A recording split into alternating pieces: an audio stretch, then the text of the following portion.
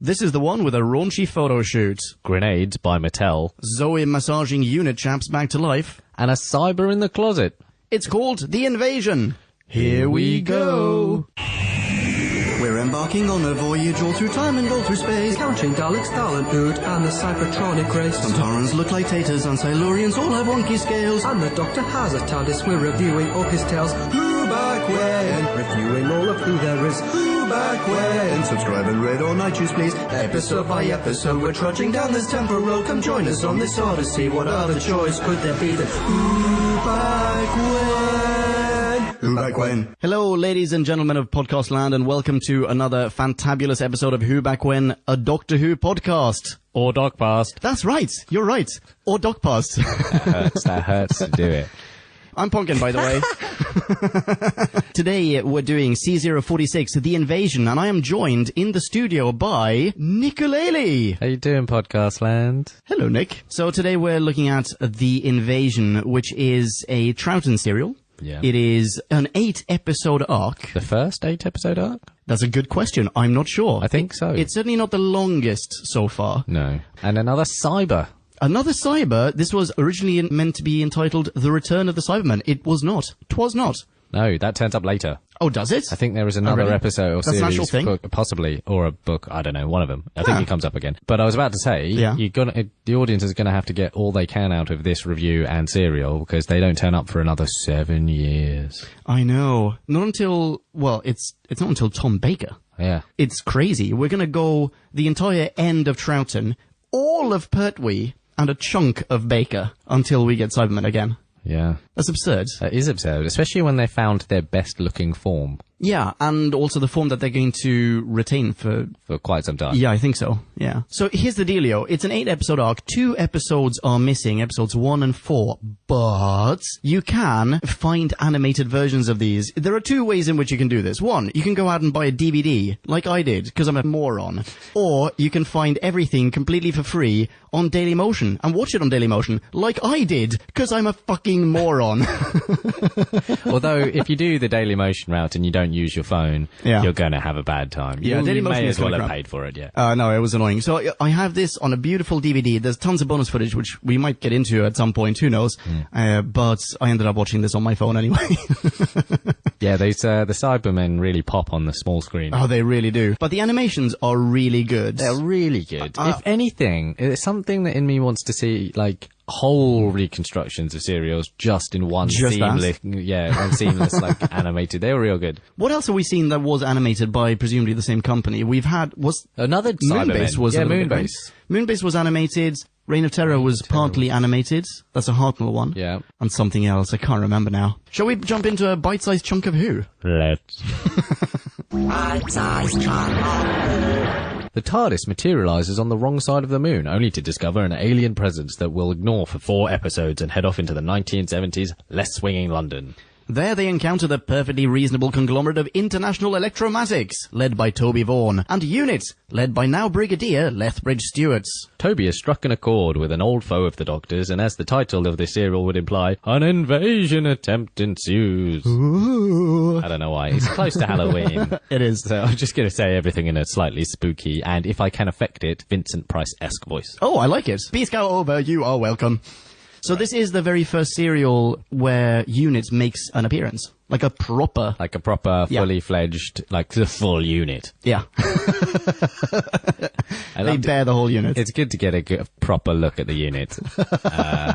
'Cause I didn't know how big the unit would be. Now I've seen it in all its glory. Yeah, when it was finally unsheathed, Yeah, it was glorious. absolutely. So rigid, though, right? Yes, yeah, there absolutely was. It was, There was no room for flexibility here. yeah, it was a very, I don't know where I'm going with this. I've exhausted all my, if you're unfamiliar with Who Back When, if you're just reading this, we make a lot of dick jokes. Yeah, we're explicit on iTunes for a reason. So we started talking about units. Do you want to have a chat about what unit actually does? Because they are referred to, they're described by the Brigadier in this episode, or in the serial, as only conducting investigations but never arresting anyone. But they do very clearly command troops that are very well armed.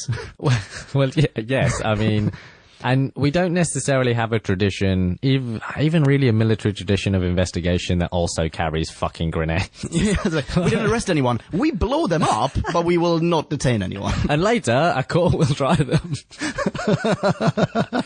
I don't know what they do. I think, again, it's one of those Thunderbirds-esque, here's a military-like thing. It's very action-packed and stuff, and we're going to bring that in to assist the it's going to be this thing, which I am not upset about at all. It's fucking awesome. It is, yeah, it's totally awesome. I think we've talked about this on the show at some point, but not at depth. But do you feel that Unit here is what Torchwood is now? Yes, although Torchwood ditches the sort of adolescent, slight post-war obsession with military things and Cold War thing. Oh, but we do don't we get like Torchwood's military uniforms and everything? Like here, obviously, they have regular ranks yes, and I everything. see at some point when in the Genesis of Torchwood, not the Torchwood the series, not the. Oh no, sorry, I mean Torchwood as it's presented as a part of Doctor Who today, like alongside Capaldi, for example. That's fair. Although this unit is a much more romantic, fantastic, positive endeavor, whereas that one was like, oh, military's bad. Post Cold War, whereas in the middle of Cold War, it's like, military's great. And you know what? It was actually super. What I really liked, I know I've probably talked about this shit before, about probably the last time Lethbridge Stewart turned up, is I super love the attention to detail of how they go about process, like military process. Oh, yes. I mean, it's obviously bullshit, but I love that that there is a process and they're not just like, hey, launch the missile. Okay. Okay, you say that, the launch the missile examples, specifically the scene where they launch the missile, because we get the same shots twice, I believe. That seems the least structured of all of their actions. No, that was okay. It's like, oh, well, this little girl has something. Oh, yeah, why don't you just punch that into a computer and press fire one more time? Yeah. But everything else is super structured. And everything up to that point. There's always like a respect of authority, and there's a certain like code of conduct. You only do something that someone has ordered you to do, and then you need a stamp and a seal of approval and a signature from someone. And Lethbridge Stewart is like, oh, I'm going to get a chopper to Sector 5. You need to get to Sector 5. It's very well mapped out. It's all very good. And I like that. I find that very comforting. Also, I like that he has, he doesn't just have grunts that are completely disposable. He has men whom you can count on. There's Benton. There's Turner, there's Hooch. Okay, can I just bring something up? Yeah. I'm going to pop this on the post on Who Back When as well, whobackwhen.com. But I have met Benton. Have you? I've met John Levine. Let me show you a photo. I feel like this is coming, because John Levine's we've been with John Levine, but oh wow. He's a funky older looking dude now. He's a fantastic chap. Yeah. And incredibly charismatic. Oh, I had a thing, this is not to do with this show, but fuck, I really want to talk about it. I think I found the people, or the designer company that did the graphics for the opening of New Who. You mean the latest theme? Oh, the one that's out of sequence. Oh, there were a few that were out of sequence. You mean the original first New Who serial? Like the Eccleston ones and the early Tennant ones? I think I found it was that one. Okay. We could phone them up and see if they care about the fucking, or if that's real. Yeah, let's do that. And also, please, I am begging you, can we just sit down and compare themes? I will show you that I'm right. I would rather talk to these people. But this and if they know that there's a big YouTube video about all this shit. Okay, well, right. Anything else on the unit front? What do you think of the Brigadier? Because I love him. I am absolutely man-crushing huge. We met him together the last time as well, I think. The Yeti. With the Yetis. What was that called? Abominable Snowman? No, that's the first one. Yeah. So this was... I don't know, they were in the underground. They were Yetis. Yeah, Yetis in London. And in fact, there are striking similarities between the structure of this serial, that one, and the Daleks' master plan. Go on. Okay, and there's going to be a little bit of, very obvious trivia associated with this as well. But first off, let's do the Yeti one. What is it called? I'm trying.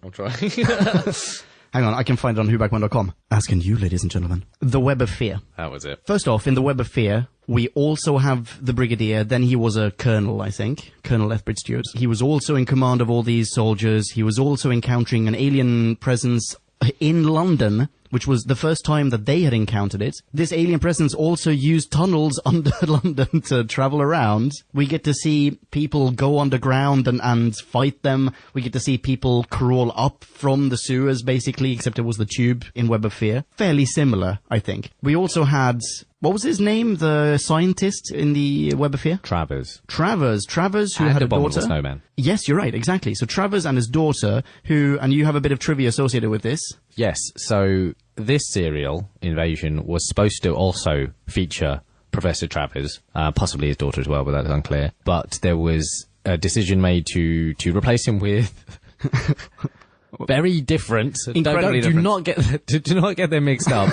Professor Watkins, because of what were they called? Oh, what was the Hainsman and Marvin? No, Mervyn Hainsman. Mervyn Hainsman and something. Anyway, the writers of the Dominators. Yeah, we talked about this in listen to our Dominators review, who had a copyright dispute with the BBC and therefore left, and they simply would not allow the BBC to use their characters. So the BBC went, suck on this for having created the vaguest, blandest possible characters. We just changed their names. I don't know what we'll do without Professor Travers. There aren't any other professors. Fucking hell. So they picked... But do you know what I don't understand? I still don't understand this. Like, why do you need to square that circle? So they've gone to London in the 1970s. Yeah. Why did they not just randomly go to someone else's house where it's Professor Watkins? Why did they have to go find Professor Travers? Because they had already written a story which involved a professor and his daughter, or in this case, niece, but it was professor and daughter. And they couldn't have just... What's the cheapest like possible... fucking lines. Yeah, but it's the cheapest possible change, isn't it? Because otherwise they have to figure out a new way for them to encounter what's her legs, Isabel, and a new excuse for she also coincidentally has an uncle for a professor for an uncle. This way they just went, we're gonna go there. He's not here. You'll do. That's fine. He's house sitting. Yeah. Which, by the way, okay. Love that scene, by the way. Yes, absolutely. Oh, I love all of those scenes. When I have a bit of a crush on Isabel. Huge. What's her legs? Izzy could get it. Oh my goodness. And that photo shoot, which is clearly just a ruse to get the boys out so that she and Zoe can indulge in their sapphic explorations. That's got to be one of the world's first examples of a selfie on the BBC. That has to be. Oh. Yeah. She's gorge and very just like playful. Yeah, super playful. She reminds me a little bit of Polly. Do you remember Polly from the War Machines? Less posh. Less posh, you're right. Less posh, but and certainly more 70s and... Yeah, she's swinging. She's fun. And has ideas about feminism. Yeah. People can't see this, but I'm holding up my hat. It's not supposed to be ironic, this. It looks like it. It sounds ironic, but it's not supposed to be ironic. Which is cool. Anyway, yes, I like that scene. I also did think, well, you're a really shitty house guest writing on all of the fucking walls. I know. That is not how you house it, That seemed like a quirk that they just didn't really get into. There are a few things that they don't get into in this episode. What's the trope that Rawmeister loves so much? Pixie Dream Girl? Manic Pixie Dream Girl? Yes, yeah. That sounds like a Manic Pixie Dream Girl-esque thing to do. I guess, yeah. Oh, shout out to Rory. Either way, yeah, I get all kinds of tingles when she and Zoe hang out. Can I ask a question about Zoe in this instance? This is really pertaining to something later on in the serial with Zoe. Actually, hang on, wait. Let's introduce this. They land outside London. Yes. He somehow makes the TARDIS invisible. Yep. We've never seen that before, but it's cool that he can do that. In fact, I assume that he couldn't affect the exterior of the TARDIS at all, right? It's broken, and therefore it always looks like a police box wherever he goes. Isn't that the whole spiel, right? So he makes it invisible. They head into London. They don't go back to the TARDIS until the very end of the serial. Mm-hmm. Inside the TARDIS is the wardrobe. Inside the wardrobe are the clothes of the main characters. What is Zoe wearing in the beginning of this serial? London human clothes. But then she ends up in like a sparkly onesie. She's wearing the onesie that she wore in The jumpsuit. Mind Robber. But she never goes back to the TARDIS. No, see, this is a sparklier version. I swear to God, it's the same one. You think so? Yeah. I think the other one was smoother, and this is glittery or sparkly and something. Was the other one not glittery? I think it was. It doesn't matter. Regardless, where did she get her fucking space onesie from? It is the 70s. She's wearing a space... It could have been Woolworths. Oh, I swear that's the same one she wore in The Mind Robber. And she's never gone back to the TARDIS. That's true. I mean, Jamie must be humming at this point. Oh, he is. He must be a smelly... The constant draft under his kilt. Oh... Yeah, he must have the sweatiest balls in Christendom. I read a really ridiculous piece of trivia about his kilt. You know, there's the scene where they're climbing down the rope ladder. Yep. He's at the bottom. Above him is What's-Her-Legs. And What's-Her-Legs is wearing like a mini skirt or a mini dress or whatever. And apparently the wind constantly kept picking up her dress. Like just showing her off to Mr. Kilt Boy underneath, who was smiling because he had had someone sew lead weights into his kilt, but he had never warned her of this. That is some industrious perving. Yeah, that's like, I mean, I could tell you, but then again, let's just pretend I never thought of this. Later on, the actor tragically died from lead poisoning. Okay. Right, so we've picked up Isabel, who, Professor's missing, and we're going to... Oh, no, we've missed an important bit. Okay. The first actual contact with UNIT, they don't know they've got contact with UNIT. Oh, that's true. That is awesome. In fact, we haven't even spoken about Toby Vaughn yet. But yeah, so, dude, take it away. The gruff driver that gives us the exposition, the one that drives them to London. Yeah. Isn't that Benton? Benton is definitely in the car. There are two dudes in this car. They look like Men in Black, and one of them is faux shizzle Benton. Oh, perhaps it is Benton then. Anyway, tells them, about Electromatic. Oh, yeah. Which is Apple, right? Yeah, it's Apple or Google or Microsoft. I'd say an Apple because they have hardware. Yeah, but it's also I suppose. I was going to say, yeah, but it's also shitty hardware. But yeah, it is. It's Apple. It's exactly Apple. Yeah. Okay, so two things I've learned. So Toby Vaughn. Yeah, I have a question for you about him as well. Well, I've learned one, well, at least, this just inalienable human truth, right? Just about all humans. If someone has a shirt and suit without collar, they're one of two things. The Bond villain? They're either a maniacal, psychopath bent on taking over the world, or an Indian prime minister. Those are your two options. And it's hard to tell the difference sometimes. Sometimes, yeah. Just in case, yeah. Actually, I only said before there are clear parallels between this and the Web of Fear, but there are also parallels between this and the Daleks' Master Plan. In the Daleks' Master Plan, the president of the solar system, or the prime minister of the galaxy, or whatever, one of those things, is in cahoots with the Daleks, and doesn't understand until the very end that the Daleks are obviously going to double-cross him and so on. Guess who played the president of the solar system? Who? The same guy who plays Toby Vaughn. Is it the same guy? Yeah, it's the same dude. So it's the He'll same never learn. No. So yeah, same dude, very similar role, very, very similar arc, and clearly the same. Has he got jowlier? He has... Pretty jowly. As I recall, Daleks' Master Plan is 12 episodes, all of them missing. So I only saw stills of this. And as I recall, he was in blackface.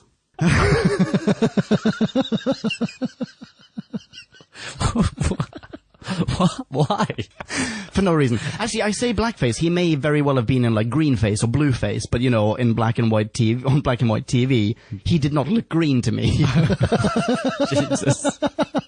I may be misremembering that, but I swear to God, that's definitely something that I talked about. Constantly late to minstrel practice. Like it was just horrific. Anyway, yeah. What do you think of the gentleman that plays Toby Vaughn in general? Well, can I ask you a question about his character? Sure. In answer to your question, yes, I think he's spiffing. I think he does a very good job of it. In fact, I think he does a much better job of it than he did playing Mavic Chen was the name of the character in Daleks. I think whilst he looks, every inch plays this sort of slightly groovy, weird, psychotic, all that sort of stuff. Yeah. Does a little bit too much shouting for my liking. Oh my goodness. He does a lot of screaming. When we're done here, I'm going to play you the after-credit sequence from the Daleks' Master Plan review, the Who Back When review, because I just did a compilation of stuff that he shouts. Yeah. That's something he does, man. This actor's a shouty actor. Okay, go on. Ask me your question. Okay. Can you please explain to me... No. I know where you're going. Why is he bulletproof? I really... Do you know, it wasn't until actually after we finished the series, like as I was walking here to Punk Plaza. Like, oh yeah, they never resolved I was that. like, why is he a robot? Why is he a robot and his brain is still human? Why? Wait, is he a robot? Yeah, no, because... Or is he wearing like a bulletproof shirt or something? In a conversation he has with the Cybermen through his weird sort of space comms thing, he does say, you know, I might be cybernetic, but my brain is still human, something like that. Does he say that? I thought he said, I'm happy for you to replace my body, but my mind needs to remain the same. I think, and I may be misremembering, that has already happened, which would explain why he's bulletproof, but it doesn't explain why they did that at all. And also, why does he look like a human? Why have they made a less clunky, clearly more flexible version of themselves? Who's bulletproof? Yeah. He seems way better than a Cyberman. Like, I mean, ignore the mind aspect. Like, to them, he is inferior because he's not part of the collective or whatever. But his body, just the physicality of his body, clearly it is superior because he can, A, run. He can jump. Jowl. He can bend. He probably has a dick. Maybe. Possibly, right? It is completely unclear. That was never resolved. He's just bulletproof. Where does he go in the end? He gets shot, doesn't he? Yeah, he goes... It's so similar to Dog's Monster Plan. Spoiler alert, by the way, if you don't want to sit through 12 episodes of that. He gets his Cerebraton machine, great name, by the way, goes up to the roof to the radio, whatever. Oh, and the Cybermen... shoot him. Zap him. Yeah. Which, again, can they? Apparently so. He's immune to human weapons, but not to whatever that flashlight is. Yeah, it's unclear at all. That weird scene where Professor Watkins tries shooting him. Okay, another question about that scene. So the reason they go up there is because they want to destroy the radio transmitter, right? Yes. Do they? Yes. Do they really? Well, we don't actually see it. It happens off screen, but the Doctor says, there's things up there to Colonel Lethbridge Stewart, and he says, I'm on it. And then they run off. Oh, I see. Oh, so, okay, well, in that case, there are several things in the serial, because I made a note of a couple of things where we basically get that Ben Affleck as Batman post-action scene summary thingy, where it's like, you just missed something amazing, we'll never show you. That kind of thing, where there's an altercation in the sewers, we never get to see that. One of the chaps, what's his name? Old Billy. Old Billy? No, what is his name? Hang on, his name. I'm fine with Old Billy. I swear to God, yeah, let's just call him Old Billy, but what is his name? I swear he's referred to as Old Billy, what's his name, like... Old Billy Big Balls.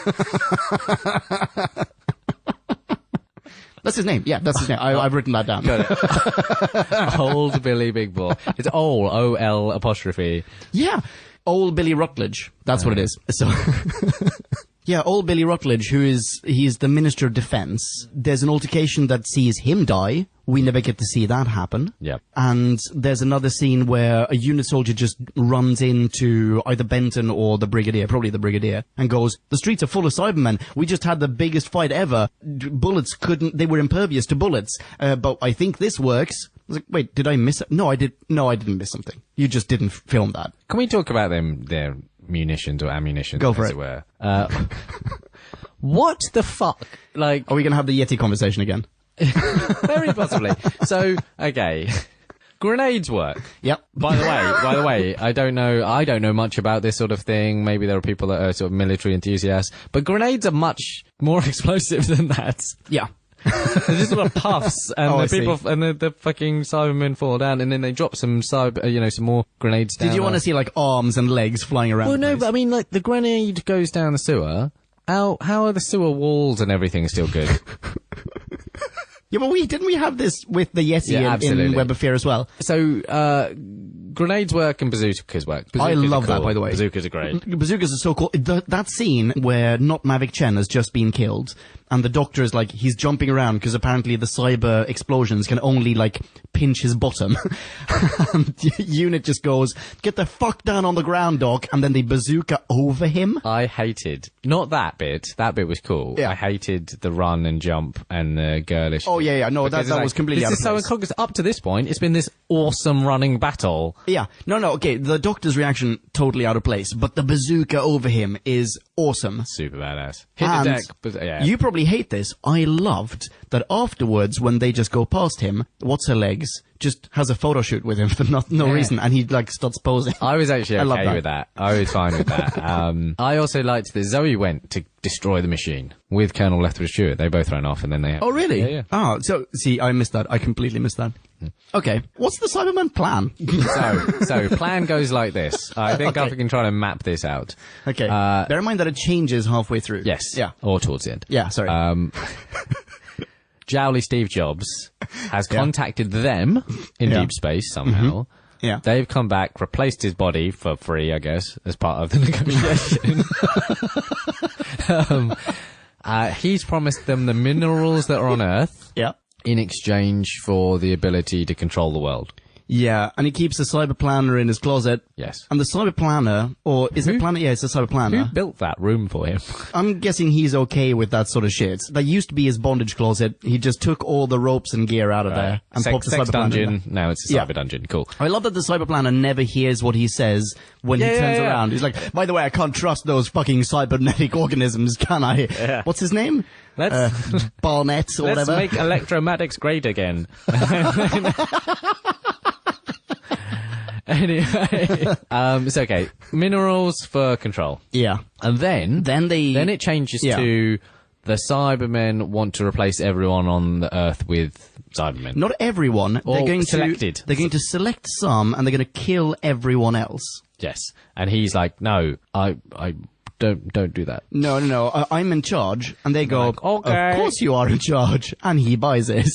He's like, oh, our bargaining posture hasn't changed several times through this negotiation. Nothing to be worried about.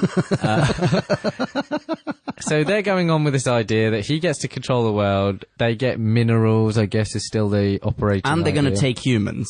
And take some humans. And then, but wait, hang on. At some point, and it may even be in the same discussion, but at some point they go, this is the one where he goes, well, I mean, my mind will remain human. They go, we will assimilate humanity. These dudes, at the very least, most of them, will become Cybermen. And yeah, you can be in charge of them, but they will all be robots. Like, you will all be robots. Yeah. So at this point, it's like, colonize. Well, I'm not sure that. And I think he's happy with that. He's like, no, we need a single voice, which actually matches the Cyberman approach. Yes, I mean, he's definitely keen to be that. But then it changes again because they feel betrayed because of the humans fighting back. It sounds like you're describing an emotional reaction, though.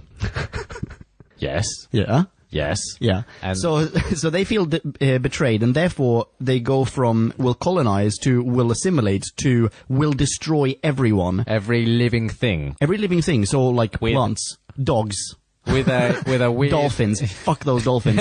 And this serves no purpose to them. It would be more logical for them to just go, all right, we'll find a different planet. We'll go elsewhere. Well, maybe because perhaps they're still in the solar system. So it's just proximity. It's just proximity. They can't get that far. I mean, from Mondas to wherever they're, and because what's the 14th planet again? Oh yeah, there was something about that. Isn't that a reference to I haven't read it, but there's a novel which is a prequel to this. Which people? What's that called? There's a paper. There's like a research paper on it. Oh really? About a theory as to what the 14th planet was. I forget what Telos. Telos is the original planet, isn't it? Yes. So there was someone has written a paper that theorizes that the 14th planet was Telos or something. Like Oh, that. I see. Yeah. Interesting, eh? Very possible. Why would you want... I mean, the coolest name for a bomb.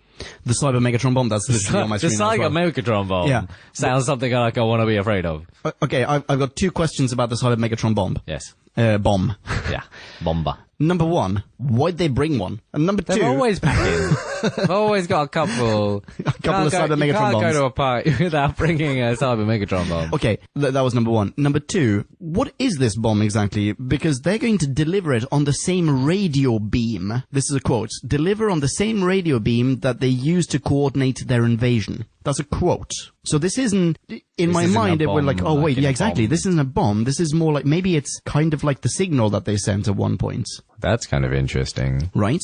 So it's not something to blow blow up the Earth. So maybe they're sending a signal, or they want to send a signal to kill everyone, or, most people, and the rest, ground troops are going to take care of it. And then they're going to take resources, all the minerals that otherwise not Mavic Chen had promised them. Yes. And then they just It F off. still seems like they can have the whole thing. Yeah, they don't need any of this. They don't need any of this at all. Like Why all the subterfuge? Yeah. Isn't this something that we've discussed We before? do this all the time. Every time. Just go there, murder people, then you're done. You're done. We can't be in space. There's no point hiding behind the moon. We can't be there. Oh, that's not true, because isn't this must be after the 10th planet, for example. This must be after the moon base, right? Oh, Yeah. wait, no. No, because the moon base was far... Okay, so I think we found a plot hole. Or I think we found a continuity mistake. So the Brigadier clearly is in the late 60s, right? Yes. Super duper clearly. He's in quote-unquote present-day London. Moon base was in the year 2000-something. Yes. 10th planet surely was far in the future as well. Was that? No, because there's hundreds of years between Moonbase and... Or there's time between it. Okay, yes, that is true, but that just brings it even further into the future. No? When is 10th Planet based? Let's look this up. 10th Planet takes place in 1986. The invasion takes place in London circa 1979. Mm-hmm. And the moon base, 2070. But doesn't that mean that's still 10th Planet? We had people in space, didn't we? Yes. On the 10th planet, in the 10th Planet serial, there were like astronauts flying around and they were, there were like space fights. That's 8 years after this. 7 years after this. Did you say 86 or 87? Moonbase had space fights. Both had space fights. Both had space fights? In the 10th Planet, isn't it like the General's son who's one of the astronauts flying around in space? Oh, that might be right, yeah. So, and if that was in 86 or 87 or whenever that was, then that means that's 7 or 8 years after this. Yeah. So in 7 or 8 years, we are also super duper capable of going into space. To a point. Okay. Not that super duper capable. No, but still capable enough. Well, still. What I find thing is that why are these Cybermen more advanced than the ones that are coming? How they got here? They must have travelled back through time. Oh, Must have interesting. done, mustn't they, Yeah, right? you're right. Well, I mean, we've had Cybermen from different dimensions. We probably will get Cybermen travelling through time at some point. We've had Daleks travelling through time so far on Classic Who. Well, the thing is that Tobias Vaughan says that he contacted them What? through He says deep that? space. Yeah, I totally he missed says that. I'm the guy that got I found them through in deep space. It's like so. So you are able to go into space? Well, because the thing is, Mondas, He has that massive Mondas setup. still exists at this point. You're right. Holy shit, Mondas does exist. So these are coming from Mondas. No, we don't know that because they're better than the fucking Mondas ones. And they said deep space, whereas Mondas was on the same trajectory as us, just the opposite. Okay. And I guess this also explains why we never get a scene of the Cybermen going, oh, it's the Doctor, we recognize him. There's never anything like that, because if they haven't travelled through time, then they've never met him. Guess not. That's pretty cool, I think. No, if they've travelled through time, they have met him. Yeah, but they probably haven't travelled through time. So there's just I think another set of Cybermen. somewhere. Yeah, I think, it's just, let's not think about it, Oh, Mavic Chen happens to look like the guy who runs the universe later on. Let's not think about it. Oh, these Cybermen look slightly different than before. Oh, it's just because we have a higher budget. You didn't notice, but they looked exactly the same before. I think that's it. Okay. Moving on. Sorry, what did you think being a of BBC apologist. of the Cybermen? The what, sorry? The Cybermen. What did I think of the Cybermen? Yes. I like them. I think the new Cybermen outfits they look like the Cybermen that I remember as a kid. Yes. I never saw the stocking Cybermen when I was a kid. Nor did I. I mean, those were infinitely So creepy. scarier. Oh, But yes, so creepy. these Cybermen are the Cybermen format-ish. Yeah. That I think will pervade for the next... Like 20 years. 20 years, minimum. Yeah, I like them. I really, really like them. I think they were very, very good. I didn't really understand why they have both the chest plate gun and sometimes they hold a rifle in addition to that, because it seems like they don't need that rifle. Also, one upgrade that they might think about making is installing the app Quick Draw. Because... Why were they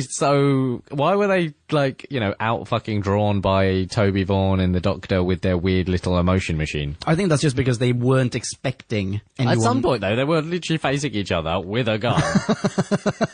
It's got to be harder to pull together that you know, that sort of the innards of a fucking calculator. Isn't this the Rocky approach, though? Isn't it we can take a beating, so that's how we get the upper hand? Like, we assume that you're going to be firing metal projectiles at us, so we don't have to draw quickly, fire at will. We'll just take our time, and then we'll kill you eventually. I feel like you've misunderstood the plot of Rocky. But yes, Isn't that what happens in Rocky? You are right. Yeah. That's exactly what happens in Rocky. But I think it's going to be probably a better thing would be to have both, right? Yes, I agree. Okay, so there's that. There's the Cyber Planner. We've seen the Planner before. He's fine. I like him. Yeah. But best of all, the spaceships. They looked awesome. They did look good. And we got some very nice scenes of them just floating around in space. Loved it. And being shot at. Yes, you're right. Super cool. Okay, I'm going to pivot here. Go for it. So the dual plan, there were two plans Yeah. had to be in effect to bring down the Cybermen. Oh, yeah. Take down the receiver. Yes, and also shoot at something in the sky. Also. with... Well, firstly, there were some normal missiles. Well, there were also... A Russian missile. And also, quote, anti-missile missiles. Yeah, anti-missile missiles. I mean, in the 70s, that was a thing. That was real. There are anti-missile missiles. This is mentioned in the same conversation in which the Brigadier also uses an expression that I really want to use. I want to incorporate that into my vernacular whenever I want someone to hurry up. Get your skates on. Have you never heard that No, before? I love that expression. That is a very solid British expression. Really? Yeah, Never heard it before. Yeah. Awesome. Get your skates on. Loved it. But yeah, the Russian thing. I was just like, that again seemed like against the grain of the Cold War narrative. It's like, exactly. we need our old friends, the Russians, to help. Like, humanity unites. But the best thing about that whole thing is like, I'm sure I've read something. Here's an old jeweler's safe. Here's a box folder. Yes, I think there's a Russian satellite due to be launched. Or no, the Russians are having a jaunt into space. I remember they were doing a countdown when we were being attacked. Also, it's bonfire night. I liked of that whole the whole involvement of the Russians, because somehow they do manage, right? At first though, it's very much they manage only because UNIT intervenes and helps them, right? I think so, because at first it's like, yes, we can definitely count on the Russians to want to help, but they don't have the technology to do so. It will take them at least a day or something. No, I don't. Everything. Was that it? Or, I think so. Because also everyone on Earth was being controlled. So whether they could pop over and just do shit with Russian stuff and no one would say boo to a goose because everyone was on Earth. Was it a Russian missile in the end that did it? It was a Russian missile that the quote, I think, or relative quote, paraphrase, that the astronaut payload had been replaced by a warhead. Yeah. Okay. Well, cool. Either way, I loved all of those scenes. Great work with the miniatures. And yeah, the Cybermen somehow feel like a more legitimate threat now. Yes. Because they're mobile and they're just so much more calculated. Well, because when something is it's on a planet like Mondas or it's, in the tomb or whatever, whatever the thing was, the circle in the sky, it just seems very isolated. Where the fuck did all these Cybermen come from? Kind of feels like they're just out there waiting, biding their time, eventually. Wait, those Cybermen on Earth or the Cybermen in space? The Cybermen in space. Oh, okay. Guys, the Cybermen in general, pluralized, that as a concept, they feel this time way more menacing than they did Moonbase, Tomb, what's the one with this? The wheel. The wheel in space. The wheel in space, thank you. They feel much more, encompassing, intergalactic terror. Yeah, agreed. Absolutely agreed. And for that reason, it's all the more mind-boggling that they don't appear for ages. 7 years or something like that. It's ridiculous. But are we just going to get loads of Dalek shit now? I guess so. Loads of Daleks, but we also... Was the Terry Nation estate just cool for a while? I guess so. Can I bring up a couple of sound bites? Please. Just for funsies. So, first of all, the Doctor not really understanding how many people live on the Earth. It's 12 or 12 billion. One of the two. It's at least 5. There are 2 references to this. First of all, International Electromatics, they have machines all over the world. Like, every nation has lots of different machines produced by International... It's Apple, as you said. And every single one of these machines has a little thing inside, a little extra chip that also sends out the signal, whatever. Yeah. So you'd assume that there are quite a few of these circuits in the world. So we have this soundbite from episode episode 6. But there are hundreds, thousands of these circuits and eye equipment all over the world. Okay. So that's a good one. And then we also have another one where later on he's having a chat with Not Mavic Chen, and the Cybermen have already said, like, we're going to release the Cyber Megatron bomb. All life on Earth will be extinguished. All life on Earth. And the Doctor says, "Oh, for heaven's sake, stop thinking about yourself. Think of the millions of people on Earth who are about to die." Well, actually, it was supposed to be every living thing, the Yeah. Megatron bomb. yeah. So there's grass. It's like, Yeah. that's fucking everything. Everything. That's why I brought up puppies before. Yeah, yeah. Literally everything will die. Yogurt. Yakult. Like, Yakult will go. And I've got another soundbite in episode 8, which is just a little bit of 1960s sexism, because we haven't talked about that really, and that is... Can't we keep her on, sir? She's much prettier than a computer. But, and yes, but she seemed to be very happy with that, coming from the year 2005 or wherever she Yeah. come from. 2069, should I say. Well done. But they do actually have what might be considered one of the early feminism Yes. chats. You're right. That's Isabel saying to Benton and Jamie, because Benton, was it Benton or was it Lethbridge Stewart? It's Benton, maybe. I think it's Lethbridge Stewart. And then again to Jamie right afterwards. Oh yeah, no, you're right. It's because Isabel hatches the plan to take photographs. Yeah.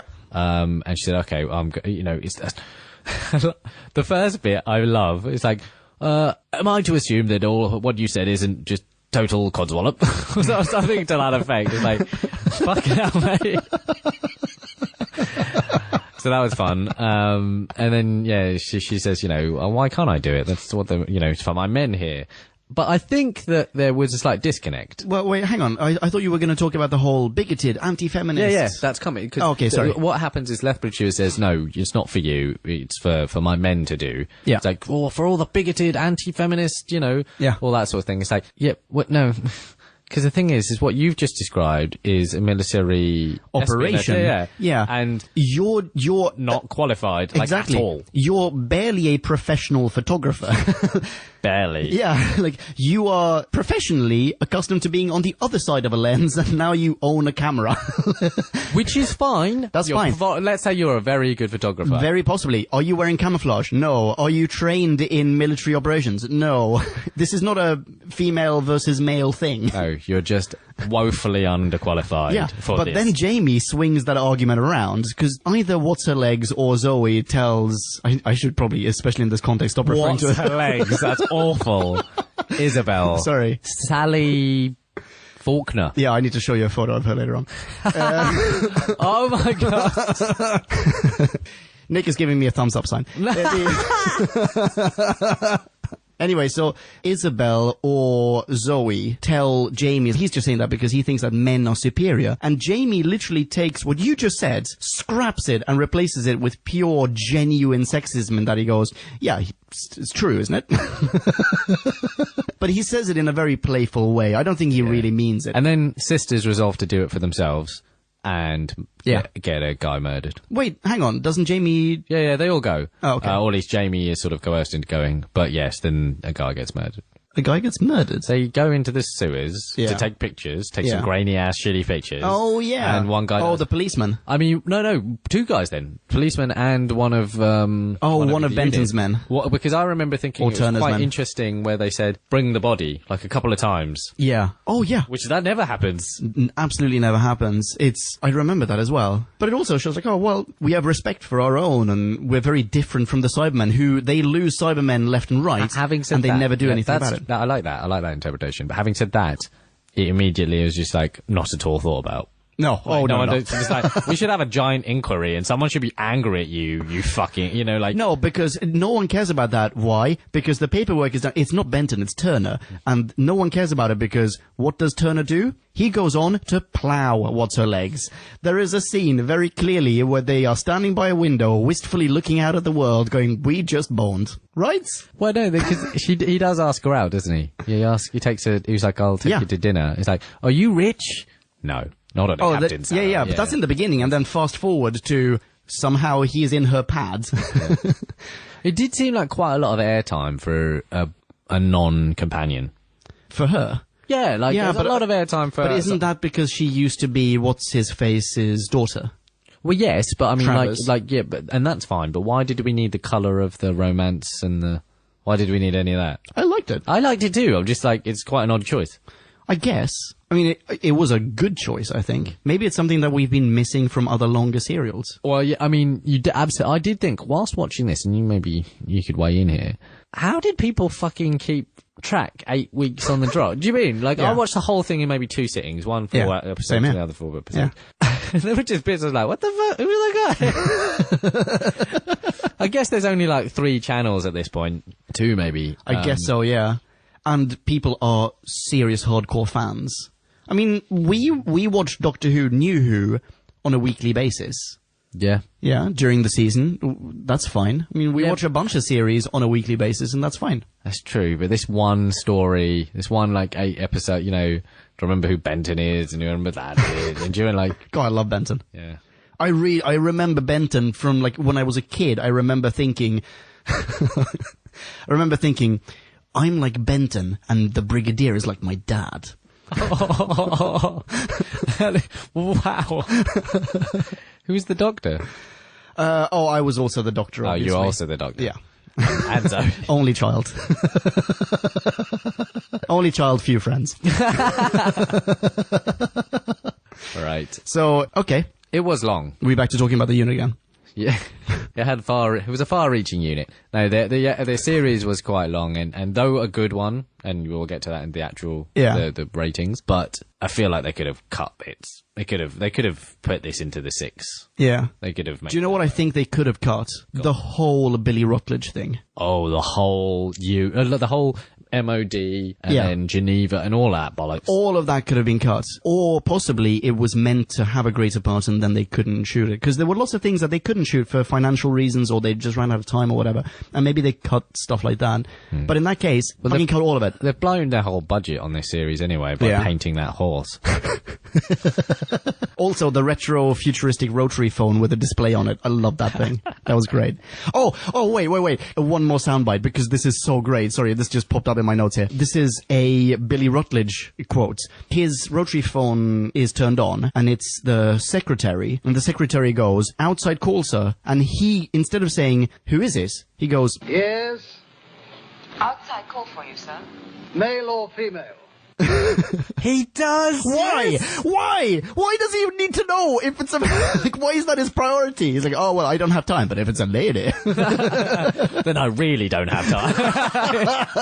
there's also that wonderful. Speaking of, there's that great scene when Not Mavic Chen picks up the phone, and it's the secretary from the MOD calling him, going like, "Oh, there's Billy Rutledge on the phone for you," and he's like, "Oh hello, oh hello." There's a couple of things then, just tiny little tidbits that aren't really worth talking about. Yeah. The automated receptionists. Like right in the beginning. Could have been cut. Could have been cut, but also I think that was kind of fun because obviously that bears out. It's quite prescient, Yeah. isn't it? Do you want a piece of trivia about that machine? Go on. The voice of that machine is the voice of the woman who calls Not Mavic Chen. That secretary, as in old Billy Rutledge's secretary. That's not trivia. That's just staff rotation. Wait. Old Billy Rutledge's secretary is also the voice of Not Mavic Chen's automated secretary, and also the wife of the director. Well, yeah. I mean, That's already something. Okay, it's not trivia. That's not trivia.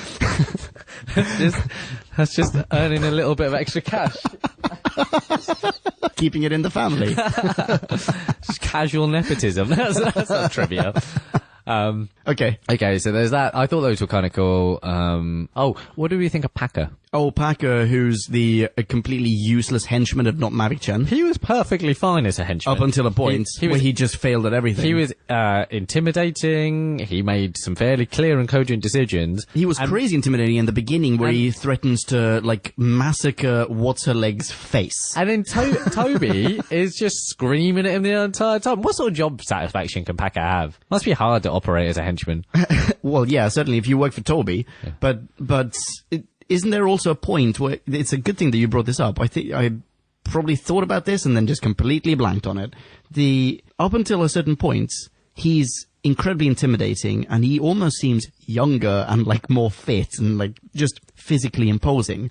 And then he turns into like, oh, did you get this job by mistake? Like, this kind of pudgy man who literally fails at everything. When he tries to Mission Impossible them in the lift shaft, fails at that. He fails to consider which staircase they're going down. He fails to consider which door they're taking to leave the room. He allows them to escape with, I keep forgetting her name, what's her legs, and Zoe. Isabel, Miss Selfie. He fails at everything. And after every single failure, Not Mavic Chen goes, if you fail again, I will kill you.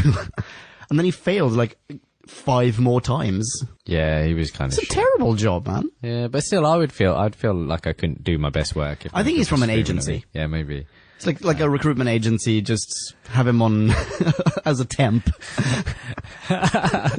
Henches are us. Yeah. Okay, another thing then. Okay. So early doors, the idea of Electromatics being this big conglomerate that actually controls everything and everyone and what, you know, who can come and go, etc., etc. I was super intrigued by it. I thought that'd play out more. As was I. In fact, this is a bit of a self-plug, but I once wrote a short story or a novella on a relatively similar ground, a dystopia based on a company and all that sort of thing, right? Yeah. But that didn't play out at all.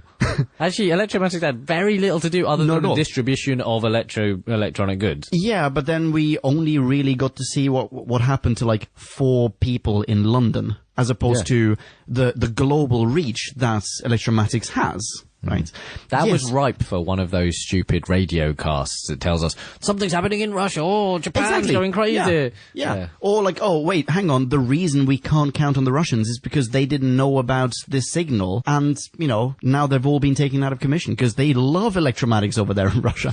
But, okay, so, yes, they missed a trick there. But they also missed a trick on another thing pertaining to Electromatics. And that is when DJ go in to see Not Mavic Chen, they're like, hey, dude, what do you do? And Not Mavic Chen goes, I make these, for example. Here, have one. And he gives Jamie a transistor radio, which he carries around for the entire serial. I was convinced, and incorrectly so, I was convinced that would be some sort of mole. Yeah, clearly he's popped a microphone in there because he wants to keep tabs on them. Why didn't he do that? That's so obvious a trick. Also, did he give him a 1970s iPod? Just put that out there. Yeah. Yes. Absolutely. Evil Steve Jobs. Shall we jump into ratings? Eviler Steve Jobs. Let's jump into ratings. Reviews. Do you want to start? I'll start. Okay, so incredibly quickly, I loved this serial. I liked that it splits out into 2 parts quite neatly, first of all, but because actually without the Cybermen, I thought the Peril was kind of cool. The whole giant conglomerate was kind of cool. Toby Vaughn seemed messed up and sinister. Cybermen actually only served to enhance. It wasn't too it made us, there was a bit slightly wishy-washiness into what the fuck everyone was trying to achieve necessarily, but essentially bad man teams up with bad men double cross. Right. That's fine as an idea. Yeah. I thought Zoe was good. Thought she was wicked. Jamie was a bit ineffectual, but Patrick Troughton was another virtuoso performance apart from the jumping when being shot at. And man, I love me some Brigadier Lethbridge Stewart. Loves him. He just, he's pretty good. I hope that moustache is in some sort of formaldehyde jar somewhere. It's in the Smithsonian. Yeah, for posterity. Okay. Long story short, rating. I am giving this just a very solid 4.5. Agreed. I'm giving this a 4.5 as well. The silly bits didn't bother me at all. The unit and brigadier elements of the story, absolutely fantastic. I liked the little subplot of Turner and What's Her Legs are going to get it on. And I think the Cybermen were just brilliant. They were possibly my favorite Cybermen to date. Plus, even though this follows a formula that we've encountered on Doctor Who before, on Classic Who before, I think this is just a sign that this formula works on me. I like the whole, unit and the Doctor, they team up to fight an alien force in London. It's like ground troops. It's good. I wouldn't want this every week, but I think it's really, really good when it does come around. Lastly, the only reason I'm cutting this down from 5.0, basically, the only minus points, are for the bits that I think they could have cut out of the story. Oh, in addition to the Yeti of the story, which is Mavic Chen's robot body. But yeah, I'm giving this a 4.5 as well. I've got a little note about what you said. You said that Jamie was quite ineffectual in this one. During the filming of this serial, he resigned. Oh, right. Yeah. He handed Also, Zoe goes on holiday. Yeah, she's away for one whole episode, I think. But he resigned from his role. He's going to be around for a bit longer, but he terminated his contract. So I don't know how many more serials that contract lasts. Oh, man. But he decided during the filming of the serial, fuck it, I'm done with Doctor Who. Yeah, pretty crazy, right? That is pretty crazy. Yeah. Why would you? Like, you are on to a winner. Yeah. And it's legendary, and it's probably so much fun. I don't know why. Anyway, we have 2 minis. Shall we jump into Miniland? Let's. Listener minis. So we have 2 listener minis. Maxis. Maxis. Huge Maxis. My Absolutely. I'm afraid we're going to have to slash and slice and dice. As per usual, we're truncating this. There's a 250 word limit, people. Sorry. No, it'll be much easier, though, if you do send us a little 250 praise and we can read the whole thing out in its glory. Yeah. Rather than mangle your words. Yeah, exactly. So if you like, yeah, exactly. Send us a short version and a long version if you really want to send us a maxi as well. Either way, the maxi is available on whobackwhen.com. Just go to this post and you will find it. I wholeheartedly suggest that you read both of these in their full splendor. So, we're going to start with a relatively new old friend, Peter Zunich. Peter Zed, the Zedmeister. Pizu. Pete, who is, I think, leading in terms of the amount of mini reviews he's sent in. I think he has reviewed more episodes than anyone else. Is that right? Okay, I'll start. Go for it. A truly larger-than-life story that drags just a little bit at times. This story both serves to establish the need and might of UNIT, as well as give the Cybermen their epic invasion story, like we've seen already with the Daleks.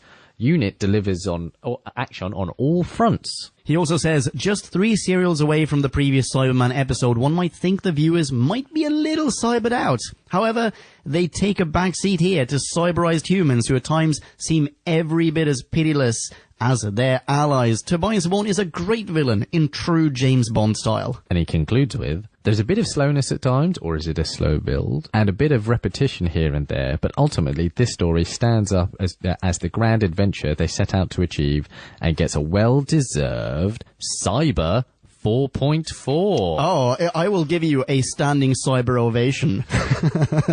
Peter, nice one. Very much. Thank you very much for sending that in. Is that an ovation that fails? And can you guess what time it is, listeners? It's time. It's time to be blessed.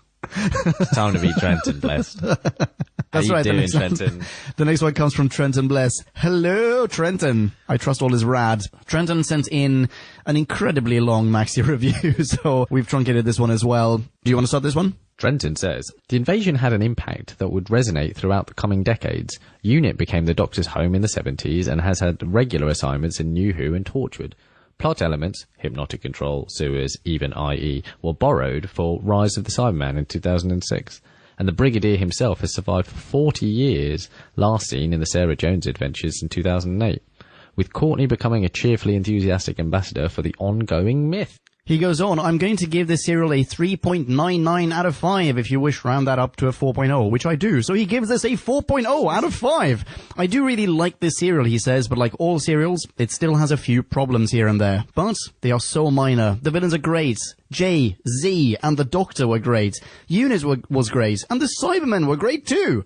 I'm glad the serial exists for the most part intact, and episodes 1 and 4 are animated. The unfortunate thing is, we won't see any more of the Cybermen until 1975, when Tom Baker takes over, and oh, we'll get to that. Yes, we will. That is very true. We will get to that.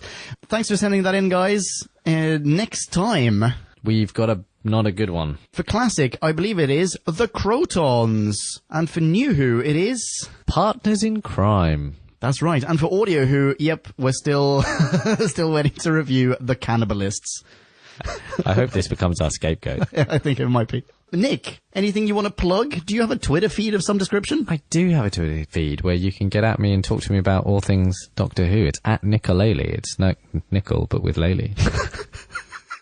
That's right. And you can high-five me online as well. I will high-five you right back. I'm at Ponkin. You know how to spell that. Thank you so much for listening, ladies and gentlemen. Be rad and excellent to each other, and cha-chow. Bye.